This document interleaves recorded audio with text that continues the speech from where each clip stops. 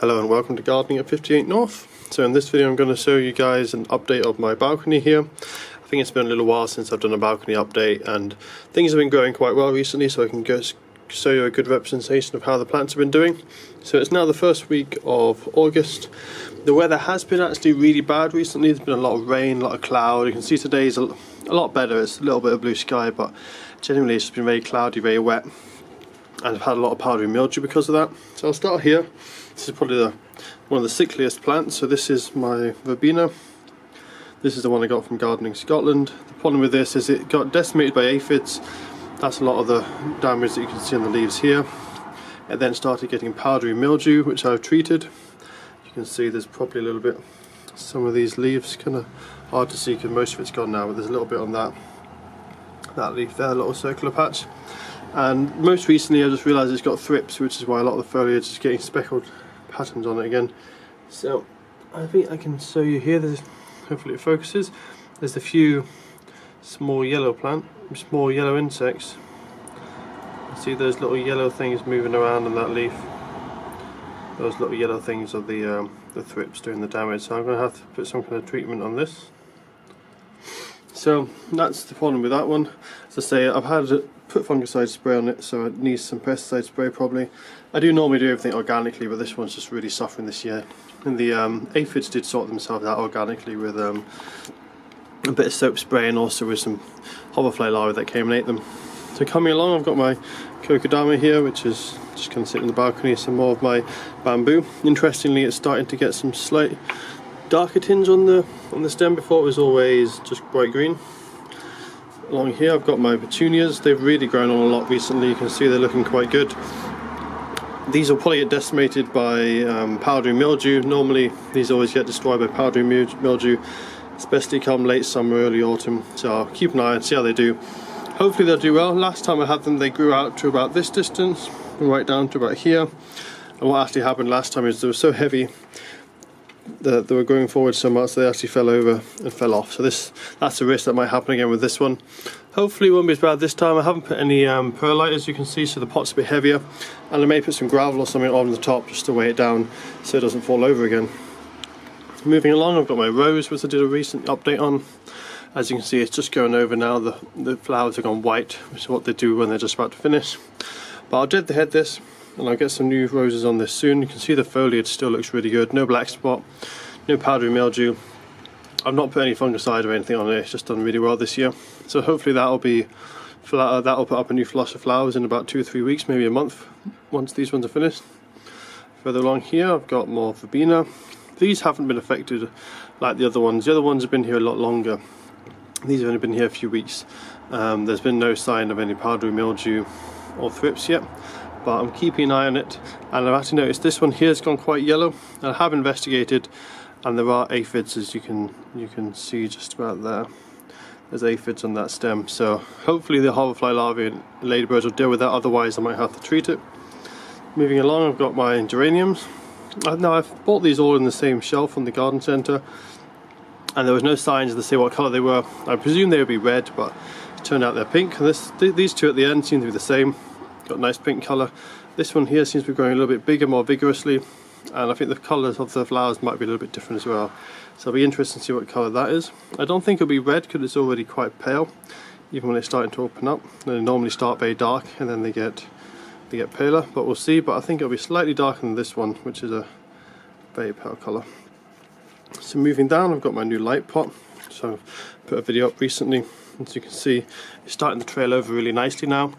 I think it works really well like this because, as you can see, when it trails down, the flowers hang lower than the shoots on it. And when they do that, it means that the flowers aren't covered up by the foliage, because that's something that happens quite often with a lot of plants, especially the fuchsias. The foliage covers up the flowers, but when it trails down, you can see the foliage stays on the top, flowers beneath, and it looks really good. So I think that would actually look amazing in a hanging basket, because you can imagine if it was a hanging basket, you'd be looking up, and you'd be looking up at a really good display of flowers. At the moment, if you look down, it's quite green, but let's say from below or from the side, it really does look quite nice. So moving along, I've got my dahlia here. This one's not been doing too bad. You can see it needs a bit of deadheading. It's had a lot of flowers, it's done quite well. This is probably the second or third flush of flowers. But as you can see, we've got some vine weevil there. So I'll have to kill that straight away because vine weevil is a real pain. And I think some of my other plants might have vine weevil. But also there's powdery mildew starting to come here. So I'm going to have to treat that. And powdery mildew is probably going to devastate a lot of the plants on my balcony as it does every year. So I'll have to keep an eye out for any more vine weevils. The vine weevils, as I say, are really bad. The little grubs eat the roots away from the plants. This one might have it because there's not a huge amount of roots coming out the bottom. So I have to keep an eye on that. That's possibly why my other one has been suffering here. This is the dahlia that I put in the really big pot at the beginning. I thought this would do really well. This was really badly set back by aphids. It's recovered from the aphids, but it's never really put on a lot of growth. And now it's starting to get powdery mildew. You can see there's a few patches there. Quite some bad patches down that lower section. So this is kind of a write-off, I think. I'm going to treat it, see if it will come through, but I don't think this will ever really flower that good for me. As it's not really putting on much growth. I do wonder that there might be some vine weevil larvae inside the pot eating its roots off. That would explain why it's not doing too well. There's also caterpillars. You can see that's the caterpillar in there. So there's a lot of pests. That often happens at the end of summer. The pest numbers build up again and they start decimating your plants. So coming down here, we've got some more verbena on the lower sides, and then I've got my two planters, and these are doing really well. No pests or anything at the moment on these. These are my African marigolds, as you can see, absolutely huge blooms on them, especially this one over here. Really big bloom. It's almost, I don't know, the size of a large mug or something. And you can see it's already got side shoots on it, a few more side shoots coming again. So this is going to keep growing. I've grown African marigolds before. I've actually grown them 2 or 3 foot tall. I don't think these will get quite that size because on the balcony here it's a bit late in the year and the pots aren't quite big enough for that size. But I think they should hopefully get to about a foot tall. Maybe have about 5 or 10 flowers per plant. You can see we've actually got some slug there. Slug slime, so it looks like I've got some slugs around, so I have to keep an eye out for that.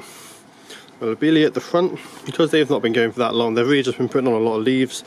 They've just started to flower now, you can see the beginning of the flowers. As I say, they've only been in for about a month or so, so they need a little bit longer before they put on the really good flowering display. But I think in a few weeks this will look really good and they'll be trending right over the edge. These will be taller, and these two planters are surely just going to get better and better as the summer goes along. Then I have my drain pipe planters. The Mesia up here is the Wisley vanilla variety. It's doing really well. You can see loads of flowers on that one. And it's got a really good, lovely vanilla smell, so that's doing very well. Haven't even had it to deadhead it yet, but I'll deadhead it later on in the year. Hopefully that will keep flowering for a good while and just see how it does when the sun levels become a bit less in autumn. Hopefully it doesn't get any powdery mildew like the rest of the balcony seems to be getting. Further down I've got my ivy leaf geraniums. They're doing really nice. You can see they've got a lot of growth, good 10-20 centimeters.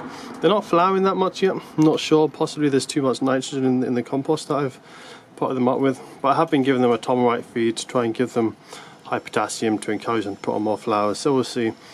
Maybe they just need a bit more time or a bit more heat. It has been quite cold. We haven't really been above 17 degrees for the last couple of months, to be honest. We haven't had any warm weather, so maybe they need a bit of warmth to get going.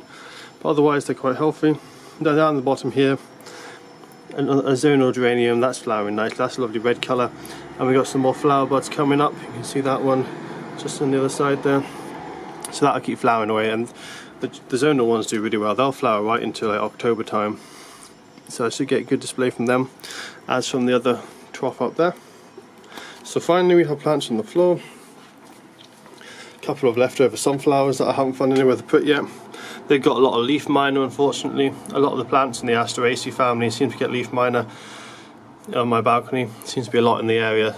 And some years it's devastated. This year it hasn't been as bad, but I see some of these top leaves are starting to get the signs that they've just been impregnated with their eggs. So those little tiny little specks there will soon become like tracing patterns and the whole plant will be mined. So I'll have to watch out, see how bad it gets. But also affects anything in the Asteraceae. So it affects my Sonnetti down here. You can see mining the leaves away. That's why this, I think this is what finally killed the last Sonnetti. But this is since I cut it down. As you can see, it's grown really well. That's going to have a really good flush of flower. Probably come September time, this will be a really nice display again, especially as this seems to do better in the cooler weather. So we've got some more bamboo down here. See, the bamboo's doing quite well. I've had to put this outside because it did have a bad infestation of red spider mite. You can see some of these leaves here are looking quite mottled. That's the classic red spider mite sign just there. You can see more mottling on the leaves. So I put it outside. Spider mite doesn't like cool, damp conditions, and as I'm in Scotland, the outdoor conditions are cool and damp, so that should hopefully finish it off without the need for too much pesticide or anything like that. Further along, I've still got some leftover wallflowers I need to plant up in someone's garden, and I've got my little vegetable planter. For some reason, the seems to be some damping off here on the wild rocket. I don't know if the compost has been too wet, or maybe it's too dry and it's died off because of the drought. Because it did dry out a little bit, so possibly this is too dry. But I'll keep an eye on it. It could be damping off. It could be too dry. One of the two. You can see my radish here are looking really healthy. Yeah, got the nice red stems already. They're not swelling up, but these are only about 2 weeks old, so I wouldn't expect that yet. And here's a good crop of coriander already starting. I don't think I'll be getting a crop of this until another month, but as you can see, it's got lots of seed leaves, and in probably about a week's time, actually, maybe 2 weeks' time, we'll get the first true leaves coming up, and then I can start harvesting a week or two after that. And then, as I say, in a month it'll be really lush. Should have loads of crop. Further along, I've got my mint here, which is growing quite nicely. Mint always grows well for me. It's a very easy plant to look after. And I've got my larch bonsai up here, which needs a little bit of work. You can see it really needs pruning. I've let it grow a bit too much, mainly because I was wanting to thicken up the trunk, but I think it's time for a good prune, so I'll be doing a video on that soon. And lastly, my fuchsia here. Fuchsia's looking really good. This is probably the best flowering it's ever had. So you can see on the lower down stems, it's hanging down just like I wanted it to, like a train, like an espalier. As I said before, that was just getting too big and unwieldy, so I trained it into a standard, which is like a lot of growth on the top. But you can see how many blooms there are and how many are still coming on the plant, and they're really big. As I say, this is the voodoo variety. It's one of the largest flowering fuchsia varieties out there, so it's really doing nice. So this should keep flowering for quite a while. You can see it's a really lovely purple colour. It starts off quite a dark colour, more like this here, and then it kind of fades to more of a lilac colour. But it's a really nice flower. I really like this fuchsia. You can see it's quite a difference. I'll pick this one because it's going to be finished soon anyway. I'll use this as a comparison. So this one is, I think this variety is Tom Thumb. This is much more like the usual size of flower you'd expect from a fuchsia. And you can see there the size difference of the blooms, absolutely massive. Probably about 10 times the size or something like that. So this is, you can really see how big this variety is. This Tom Thumb variety actually is supposed to be hardy, so I should be able to grow this year after year without any protection on the balcony. This one here, however, is a tropical variety, so I need to give this some protection. I'll take it in winter when the hardest frosts come. It can stay outside in about -1, something like that, but anything much more than -1, I'll take it inside and I'll keep it somewhere quite cool just whilst it's dormant, and it should come back next year again, even though it's a tropical plant. It's a subtropical, so it can take a little bit of cold, but as I say, can't take any frost. So that's all the plants on my balcony. As you can see, there's a lot of flowers coming. It's all looking quite good at the moment. As I say, there is a lot of pest problems that are starting to rear their heads, so I'm going to have to be careful. Hopefully there's not too much decimated by things like thrips and powdery mildew, but I'll try and keep on top of it, and hopefully we'll get a good summer long worth of flowering right into September.